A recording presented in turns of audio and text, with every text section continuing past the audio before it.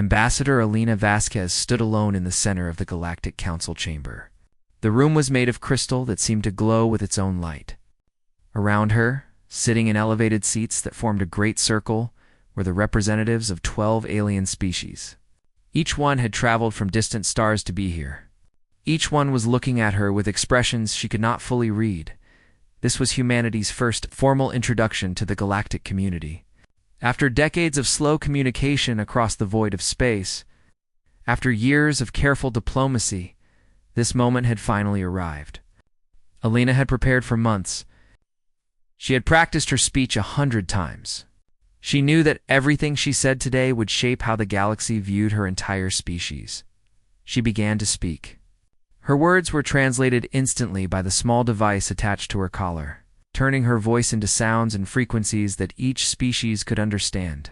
She told them about Earth. She described the blue oceans that covered most of her world. She spoke of the green forests, the tall mountains, and the great deserts. She explained how humans had built cities and developed technology. She talked about their hopes for peaceful cooperation with the galactic community. The laughter started before she finished her third sentence. It came first from the Velith delegate, a tall and thin being made of what looked like glowing tissue. The Velith had no solid form that Elena could see. They seemed to be made of light itself, constantly shifting and flowing. The sound the Velith made was not exactly laughter, but the translator converted it into something close enough. It was the sound of amusement. The sound of mockery. Soon the Korath delegate joined in. The Korath was covered in hard plates of natural armor, like a crab the size of a bear. Its many legs clicked against the floor as its body shook with what could only be described as giggling. The clicking sound echoed through the crystal chamber. One by one, other delegates added their voices. The Thesoni, elegant beings with too many arms and large dark eyes, made soft sounds of amusement. The Mavari, insect-like creatures that communicated partly through wing vibrations, buzzed in a pattern that clearly meant they found something very funny. Even species Elena had never seen before were making sounds that needed no translation. They were all laughing at her. They were all laughing at humanity. Elena kept her face calm. She had been warned this might happen. Earth was a newcomer to the galactic stage. Humans had only recently developed faster-than-light travel. In a community of species that had sailed between stars for thousands of years, humanity was the new child, stumbling into a room full of adults. The Velith delegate spoke first, once the laughter died down. Its voice came through the translator as smooth and musical, but the words were anything but kind. It called human biology primitive. It found it amusing that humans were made of water and carbon held together by such simple chemistry. The Velith themselves were beings of pure energy. To them, flesh and blood seemed almost prehistoric. The Korath delegate spoke next. It pointed out that Earth had unstable tectonic plates. The ground itself moved and shook, destroying cities and killing thousands. What kind of species could develop intelligence on such an unpredictable world? It seemed almost like a joke. The Thesani delegate added that Earth's weather was chaotic. Storms, floods, droughts, and disasters happened constantly. Most civilized species came from stable worlds with predictable climates. Earth sounded like a nightmare. The Mavari delegate declared that humans must be a statistical anomaly, a mistake of nature. Earth was clearly too dangerous to produce anything of real importance to the galaxy. The fact that humans had survived it all was interesting. But surely they would never amount to much. Elena listened to all of this without changing her expression. Inside, she felt many things. Anger, yes. Frustration, certainly. But also something else. Something that felt almost like pity. These species had no idea what they were dealing with. They saw human softness and assumed weakness. They heard about Earth's dangers and assumed humans were victims of their world. They did not understand that humans were not victims. They were survivors.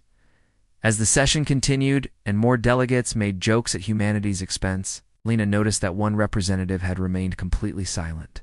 He sat apart from the others in a section of the chamber that seemed reinforced with extra metal.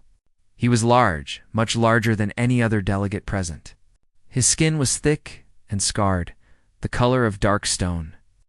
He had 4 eyes arranged in a square pattern on his broad face, 2 arms, but each arm was thicker than Elena's entire body. This was Commander Ixalan of the Dominion Fleet. Elena had read about his species in the briefing materials. They were called Deathworlders. It was a term the galactic community used for species that had evolved on the most dangerous planets in known space, worlds of extreme heat or cold, constant natural disasters, or deadly predators. The Deathworlders had earned their place in the galaxy through sheer survival against impossible odds. Dexalon was not laughing. His 4 eyes were fixed on Elena with an intensity that made her feel truly seen for the first time since entering the chamber. The session eventually ended. Delegates filed out of the chamber, still making amused sounds to each other. Elena gathered her materials and prepared to leave. Already thinking about how she would report this disaster to Earth, a shadow fell over her. She looked up to find Commander Ixalan standing directly in front of her. Up close, he was even more imposing. His scarred hide told stories of battles and survival that Elena could only imagine. His 4 eyes studied her with something the other delegates had completely lacked: recognition. "They do not understand what you are," Ixalan said. His voice was deep and rough, like stones grinding together. "They see soft skin and assume weakness. They hear about your world's dangers and think you are fragile creatures who got lucky." Elena met his gaze without flinching. "And what do you think, Commander?"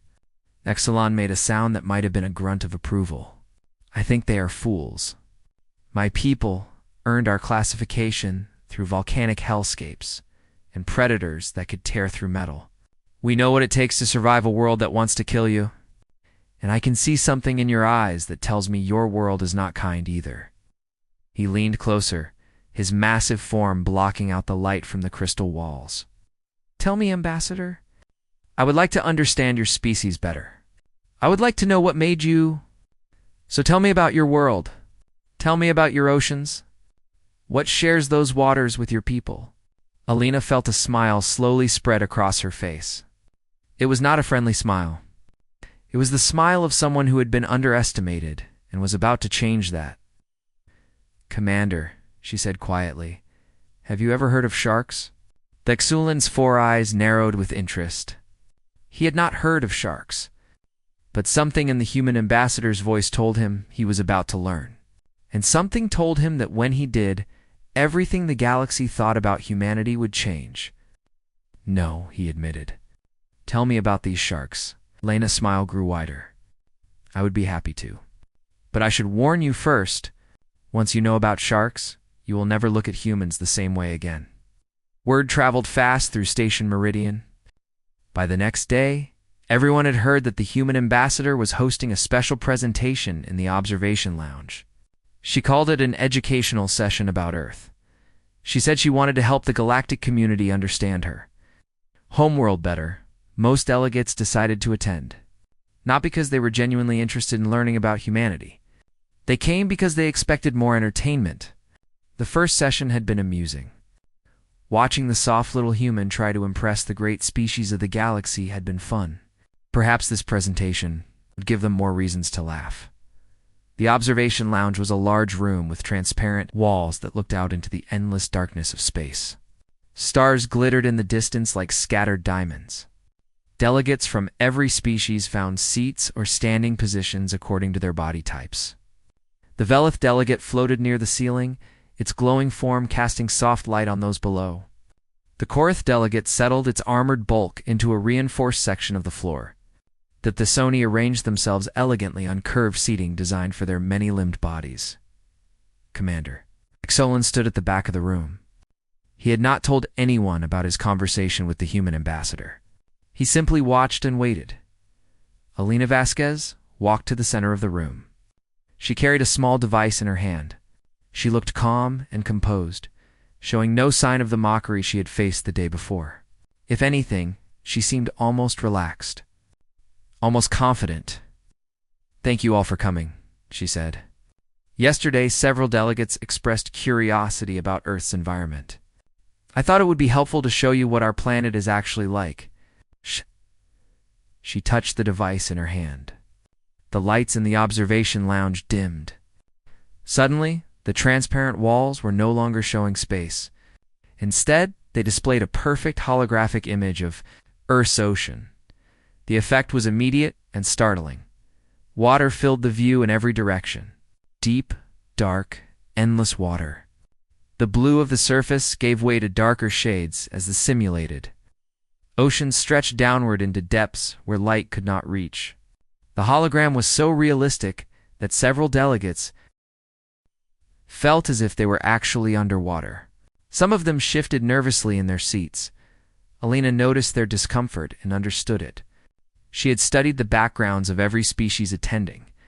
Most of them had evolved on dry worlds.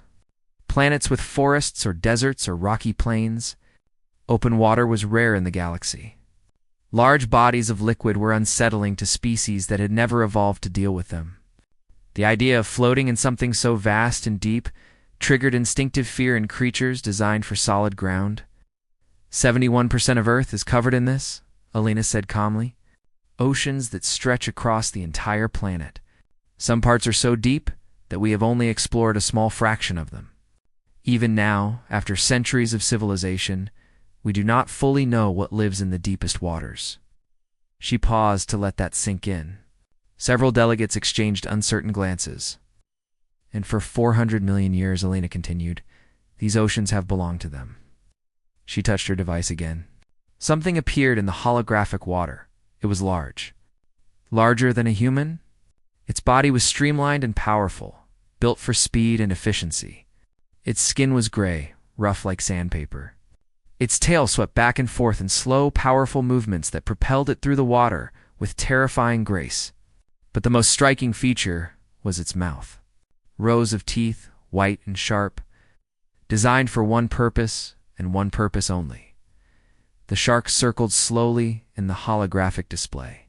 Its black eyes seemed to look directly at the audience.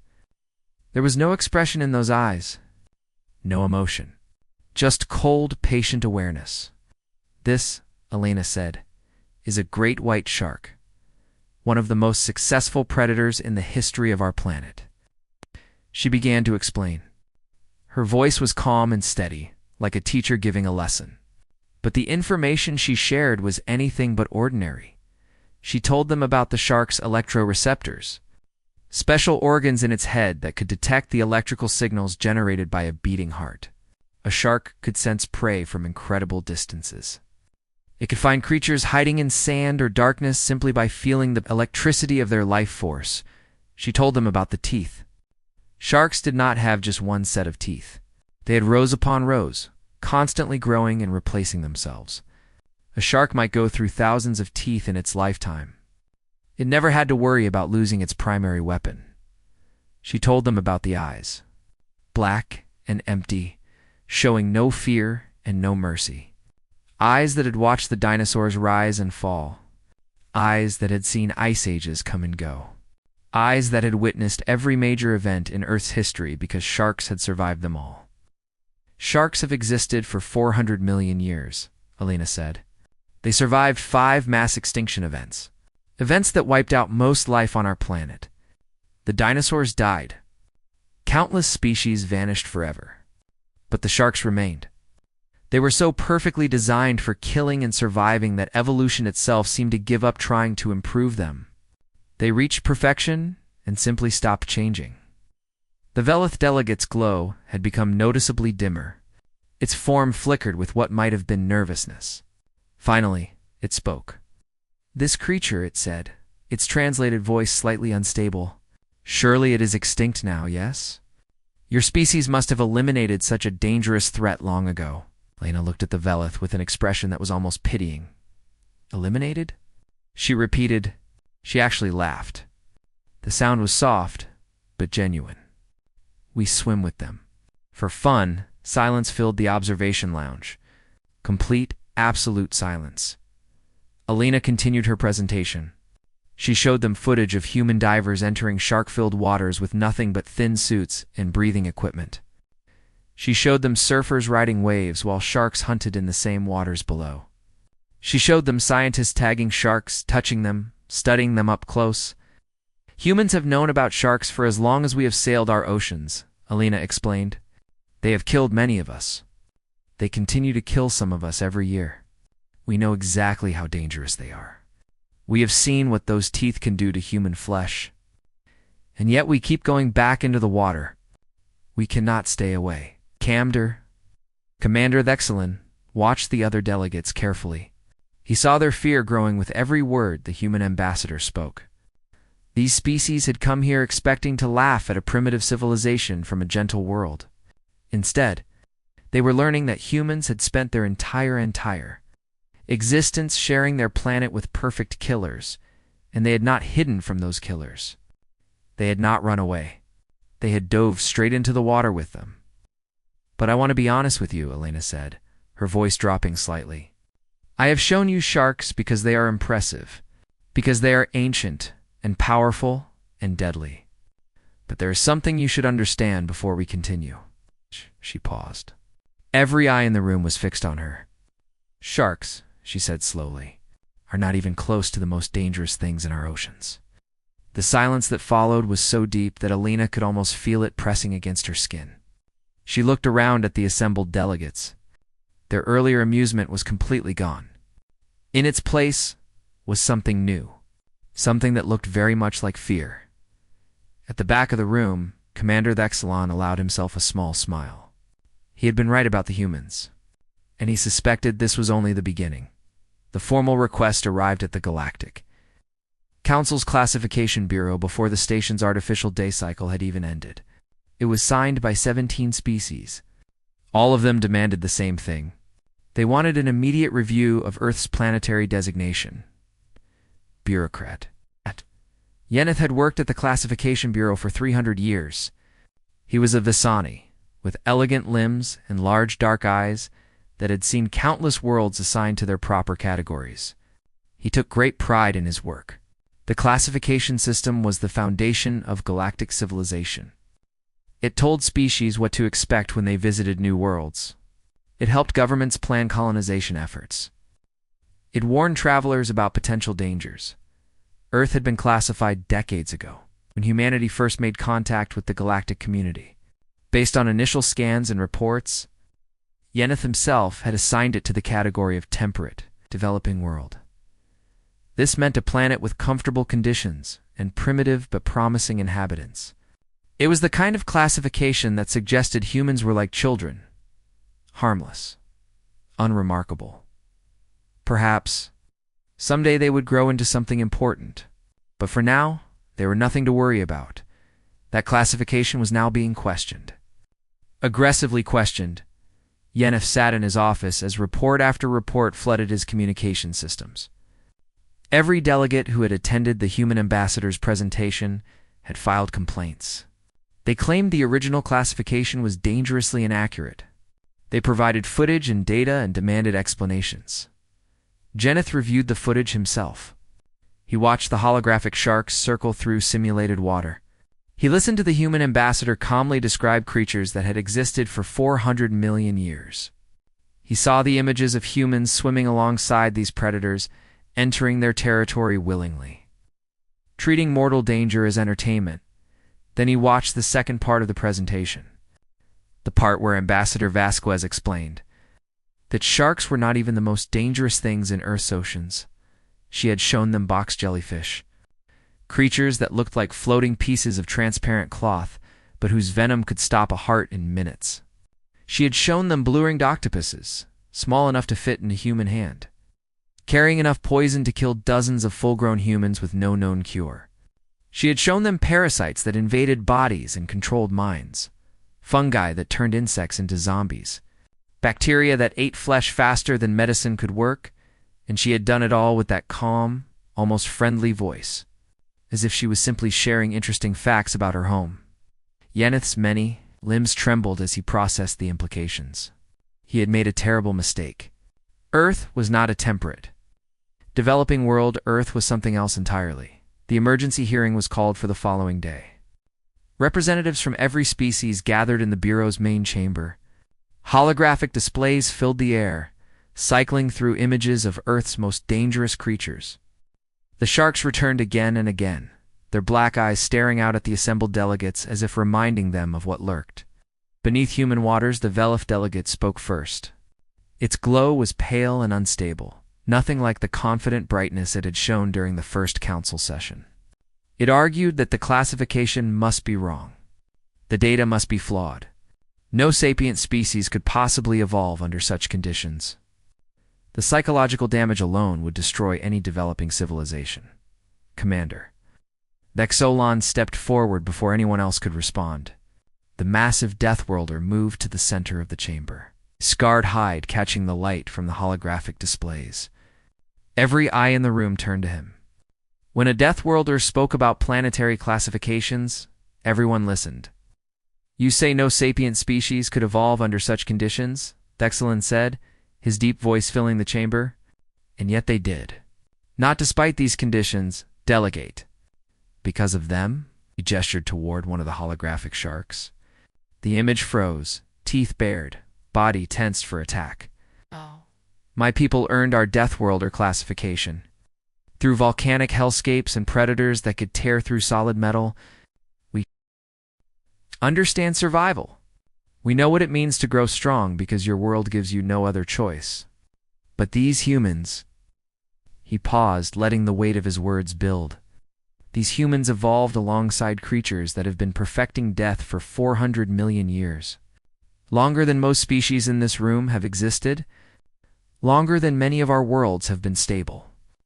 And instead of fleeing to safe territories, instead of hiding in caves and hoping the danger would pass, they learned, they adapted. They studied these killers. They conquered their fear." The Korath delegate clicked its armored plates nervously. "But surely they stay away from the dangerous areas now? Surely they have developed technology to protect themselves?" "They have technology," Vexolon agreed. "They could stay safe if they chose, but they do not choose safety. They dive into shark waters for recreation. They climb mountains that kill dozens of them every year. They explore caves, venture into deserts, cross frozen wastelands. They seek out danger. They are drawn to it." Yeneth felt his bureaucratic certainty crumbling. He had spent 3 centuries putting worlds into neat categories. He had believed the universe followed predictable patterns. But humans did not fit any pattern he understood. "If we reclassify Earth as a death world," Yeneth said slowly, "we must also reclassify its inhabitants. They would receive the same diplomatic status as Commander Vexolon's people. The same warnings would apply. The same cautions would be recommended to any species planning contact." "Yes," Vexolon said simply. "That is exactly what should happen." The Mavari delegate buzzed its wings in distress. "But they seem so fragile. Their bodies have no natural armor. Their teeth and claws are practically useless. How can they be Deathworlders when they are so physically weak?" Vexolon made a sound that might have been laughter. It was not a pleasant sound. "You laugh at them because they seem soft," he said. "You see no armor and assume vulnerability. But think about what that means. They evolved on a world full of perfect predators, surrounded by poison and disease and death at every turn. And they survived without developing natural weapons. They did not need armor because they found another way. They adapted their minds instead of their bodies. They built tools. They developed strategies. They learned to predict and outthink creatures that had been killing for millions of years." He looked around the chamber at the assembled delegates. "Softness is not weakness for humans. It is efficiency. They do not waste energy on armor because nothing on their world could make them feel truly safe anyway. So they stopped trying to feel safe. They adapted to fear itself. They made fear their companion, their teacher, their motivation." The chamber fell silent as the delegates considered his words. Finally, Yeneth made his decision. He input the commands into his system with trembling appendages. The classification change was official. Earth's new designation appeared on every display in the chamber. Apex, Deathworld. Humanity's status was updated immediately. A new notice went out to every species in the galactic community. It recommended extreme diplomatic caution when dealing with humans. It warned that they should not be underestimated based on appearance. It suggested that their apparent friendliness might be misleading. The Velith delegate stared at the updated classification with something approaching horror. Less than 2 days ago, it had laughed at the human ambassador. It had mocked her biology and dismissed her species as primitive. Now, it was reading warnings about treating humans with the same respect given to the most dangerous species in known space. Commander Dexalon simply nodded in satisfaction. He had recognized something in Ambassador Vasquez from the first moment he saw her. A stillness. A patience. The calm certainty of a creature that had learned to survive in waters filled with ancient killers. Now the rest of the galaxy was beginning to understand. And Dexalon suspected they still had much more to learn. News of humanity's reclassification spread across the galactic network faster than light itself. Within hours, every inhabited world had received the update. Within days, the entire galaxy was talking about the soft-skinned creatures from the water planet who swam with ancient predators for fun. Ambassador Lena Vasquez found herself suddenly popular. Species that had ignored humanity's existence now sent urgent requests for meetings. Delegates who had laughed at her presentation now approached her with careful respect and endless questions. Everywhere she went on Station Meridian, beings of every shape and size wanted to know more about Earth and its inhabitants. The Mavari delegation was the first to request a formal follow-up session. Their species was insectoid, with delicate wings and compound eyes that could see in spectrums humans could not imagine. They had evolved on a world of vast forests and constant competition. They understood predators, but they did not understand humans. Ambassador Vasquez, the lead Mavari delegate, began, its wings buzzing with nervous energy. We have reviewed all available data on human biology. We have questions about your species' physical capabilities. Lena nodded politely. I will answer what I can. Human endurance, the Mavari said. Our record suggests that humans can continue physical activity for extended periods, far longer than most species. Is this accurate? Alina considered how to explain this in terms the Mavari would understand. On Earth, our ancestors did not have the speed or strength to catch prey in short bursts. So we developed a different strategy. We would chase animals across long distances, not fast enough to catch them quickly, but steady enough to never fall behind. We would follow them for hours, sometimes for entire days. The prey would run and run, but it could not rest. It could not recover. Eventually, it would collapse from exhaustion, and we would be there, walking slowly toward it, still breathing steadily. The Mavari delegates exchanged looks that their translators could not fully interpret. The concept of hunting through pure endurance was foreign to species that relied on quick strikes or ambush tactics. Ow. You chased prey until it died of exhaustion? One Mavari asked, its voice carrying something like disbelief. Yes, Alina said simply. We still do it in some parts of Earth. It is one of our oldest traditions. The Korath delegate arrived next with questions about human medicine. Its armored body was covered in plates that had evolved to protect against natural attacks. The Korath understood physical defense. They could not understand how humans had survived without any. Alina explained vaccination. The concept of deliberately injecting weakened diseases into the body to train it to fight stronger versions. She described antibiotics, chemicals harvested from mold and bacteria that could destroy infections. She told them about surgery, the practice of cutting open living bodies to repair damage from the inside. The Korath delegate's armor. Plates clicked together rapidly, a sign of extreme distress. You cut yourselves open, it said slowly. On purpose. To fix problems inside? Yes, Alina confirmed. Our best healers spend many years learning how to do this safely. And the pain? We have medicines that reduce pain. But sometimes pain is unavoidable. We endure it. Korath fell silent, processing this information. Its species solved medical problems through regrowth and natural healing. The idea of deliberately causing harm to prevent greater harm was deeply unsettling. But it was the Velith delegate who asked the question that truly changed. How the galaxy understood humanity? Luminarch Syra had not spoken to Alina since the first council session. The glowing being had spent days reviewing footage from Earth. Thousands of hours of human activity, carefully analyzed and studied. Now Syra approached Alina in one of the station's quiet gardens. Its luminescence, a respectful amber color that Alina had learned, indicated serious attention. Ambassador Vasquez, Syra began, its translated voice softer than before. I have watched your people extensively. I have tried to understand your species. But there is something I cannot explain. Lena waited patiently. We reviewed footage of your people entering waters containing sharks. We observed many incidents. In several of these incidents, humans were injured, bitten, wounded badly enough that they required immediate medical attention. Syra paused, its glow flickering with something Alina could not identify. And then, Syra continued, those same humans returned to the water. After recovering from their injuries, they went back. They entered the same dangerous waters again.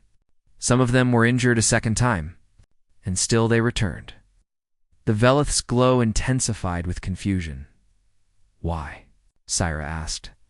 Why would any rational being return to an environment that had just harmed them? What possible reason could justify such behavior? Alina considered the question carefully. Around her, she noticed that other delegates had drifted closer. The question had attracted attention.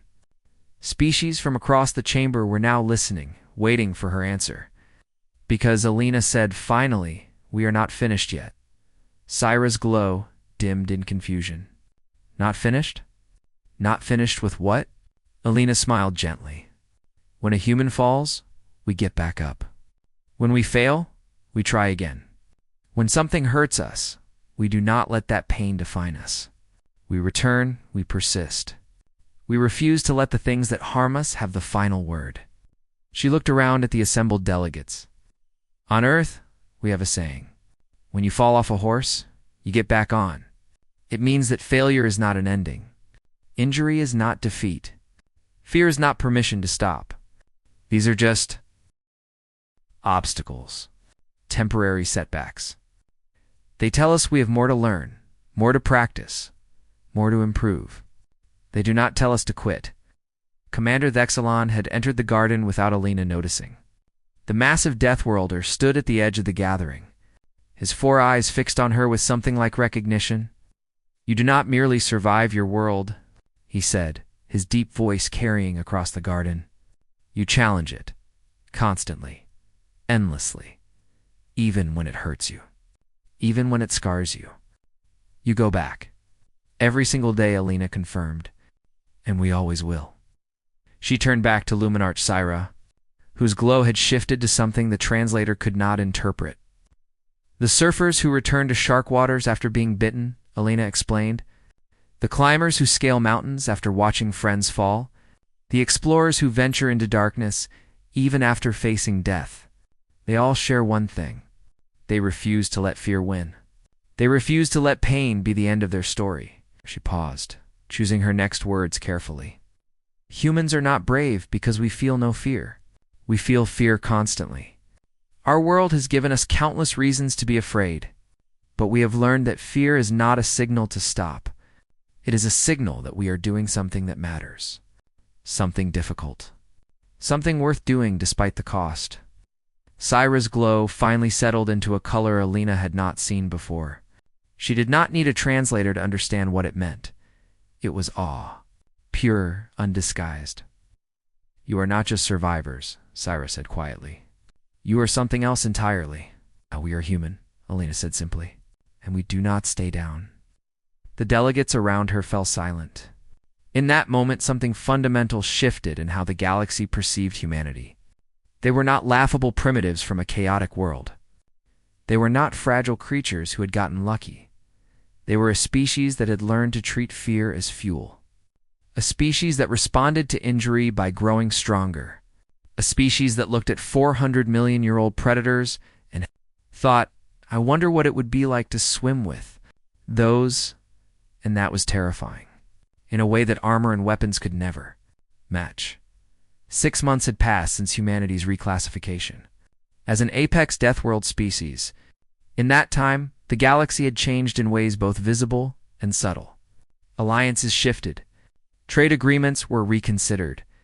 Species that had dismissed humanity as irrelevant now studied Earth with careful attention.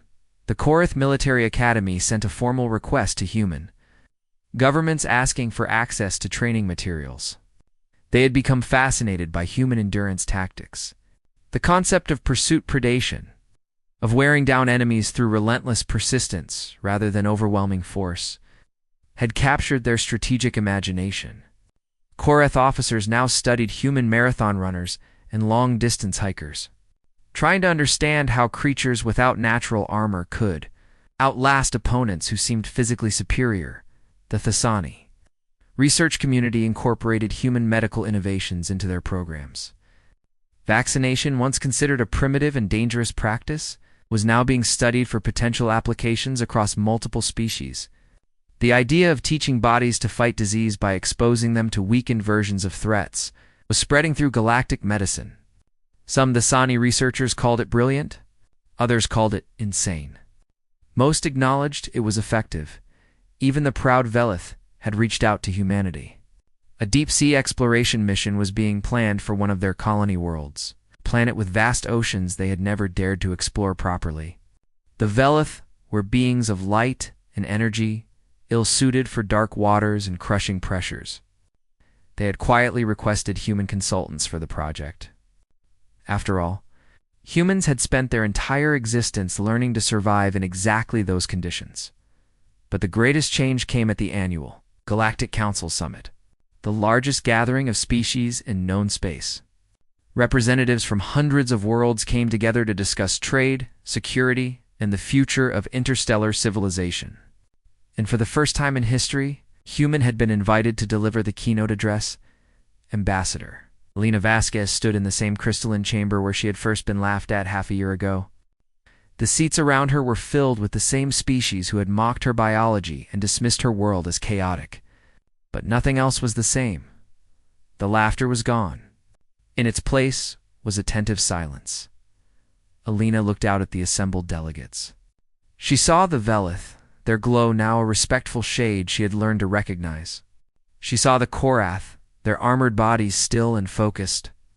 She saw the Thasani, the Mavari, dozens of other species she had come to know over the past months. And she saw Commander the Solon, standing at the back of the chamber where he had stood on that first day.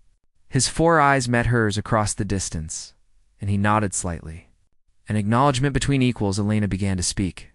6 months ago, she said, I stood in this chamber and told you about Earth, about our oceans and mountains, about the life we share our world with. Many of you found my presentation amusing. Some of you laughed. I do not blame you for that. From your perspective, we must have seemed strange. Soft creatures from a dangerous world, claiming to be worthy of your attention. She paused, letting her words settle. You asked me what shares our oceans? I told you about sharks. Creatures that have existed for 400 million years. Predators so perfectly designed that evolution stopped trying to improve them.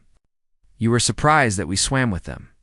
You were confused that we entered their waters even after being injured.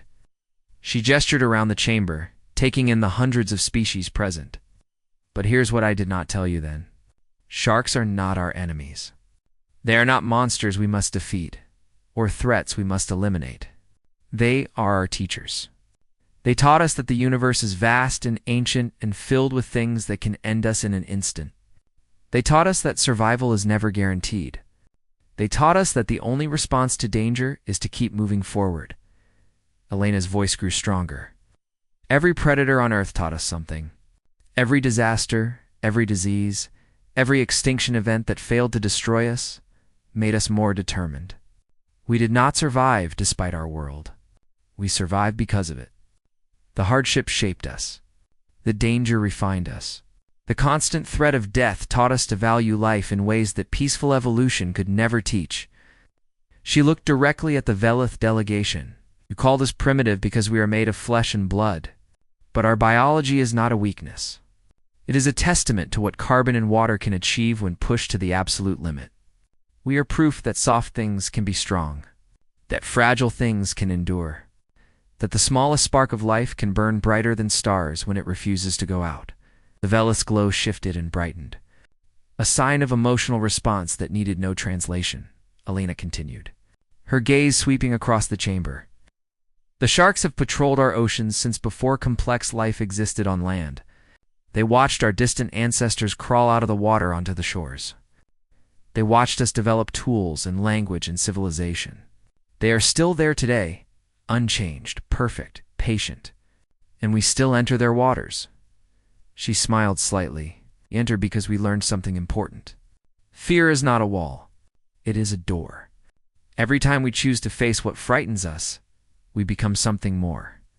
Every time we dive into dangerous waters, despite the teeth waiting below, we prove that courage is not the absence of fear.